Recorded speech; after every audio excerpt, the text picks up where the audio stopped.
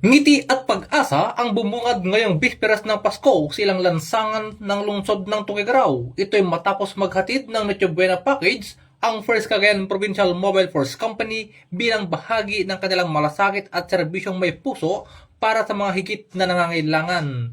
Pinangunahan ni Police Major Absel Asis Di Maximo, Acting Force Commander, ang makabuluhang aktibidad na isinagawa noong ika-24 ng Disyembre taong kasalukuyan.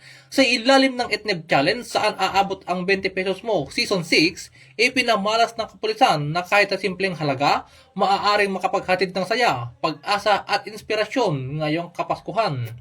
Pinangunahan ni Police Captain Martin C. Calibag, platoon leader ng 1st Mobile Force Platoon, kasama ang mga miyembro ng 1st Cagayan Provincial Mobile Force Company ang pamimigay ng tulong sa mga nagtitinda sa gilid ng kalsada, mga magsasaka, person with disability at mga katutubong ETA.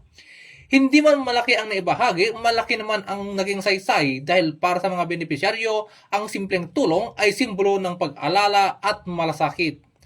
Ayon sa First Cagayan Provincial Mobile Force Company, ang ganitong gawain ay patunay na ang tunay na diwa ng Pasko ay hindi nasusukat sa halaga, kundi sa taos-pusong pagbabahagi at pagkakaisa.